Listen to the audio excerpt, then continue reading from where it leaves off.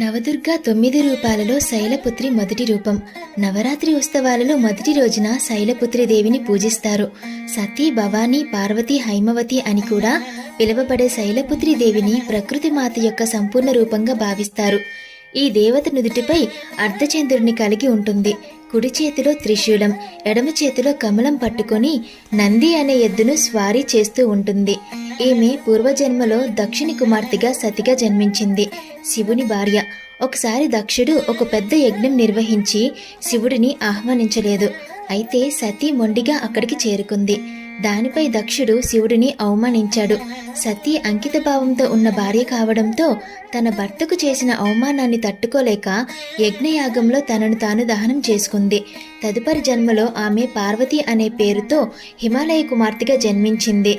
హిమాలయ కుమార్తె శైలపుత్రి అంటే శైలం అంటే పర్వతం, పుత్రి అంటే కుమార్తె అని అర్థం. పురాణాల ప్రకారం శైలపుత్రి హిమాలయాల పర్వతరాజు ఇంట్లో జన్మించింది. అందుకే ఈమెను శైలపుత్రి అని పిలుస్తారు. దేవి శైలపుత్రిని సహనానికి ప్రతిరూపంగా భావిస్తారు. ఈమె తన ప్రయాణాన్ని మూలాధార చక్రం లేదా మూలాచక్రం నుంచి ప్రారంభిస్తుంది. ఇది యాగపరంగా 3 ప్రధాన మానసిక మార్గాలు ఉద్భవించే ఆధారమని చెబుతారు. మూలాధారను శక్తి శరీరం లేదా శక్తి యొక్క పునాదిగా పరిగణిస్తారు. నవరాత్రి పూజలో మొదటి రోజు యోగులు తమ మనస్సును మూలాధారపై కేంద్రీకరించి శక్తిని ఉత్పత్తి చేయటానికి అంకితం చేస్తారు. ఇది వారి ఆధ్యాత్మిక క్రమశిక్షణ యొక్క ప్రారంభ స్థానం. వారు తమ సాధనను ఇక్కడి నుంచి ప్రారంభిస్తారు. శైలపుత్రి అనేది స్వీయ సాక్షాత్కారానికి మూలాధార శక్తి మరియు యోగ ధ్యానంలో ఉన్నత లోతులను వెతుకుతుంది. ఉపనిషత్ ప్రకారం ఈమె ఇంద్రుడు మరియు ఇతర దేవతల అహంకారాన్ని తగ్గించింది. సిగ్గుపడి వారు నమస్కరించి, నిజానికి నువ్వు శక్తివి, మేమందరం బ్రహ్మ, విష్ణు మరియు శివుడులు నీ నుంచి శక్తిని పొందగల సామర్థ్యం కలిగి ఉన్నాము అని ప్రార్థించారు.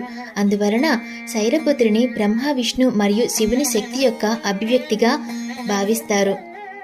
శక్తి అనేది మానవ శరీరం యొక్క ఒక ముఖ్యమైన అభివ్యక్తి. ఆర్ట్ ఆఫ్ లివింగ్ ప్రకారం మనస్సు ఊగిసలాడుతున్నప్పుడు ఈ దేవి శైలపుత్రి నామాన్ని జపించడం వల్ల మనసు కేంద్రీకృతమై నిబద్ధతతో ఉంటుంది. ఇది మనకు బలం, ధైర్యం మరియు ప్రశాంతతను ఇస్తుంది. ప్రేమ మరియు భక్తిని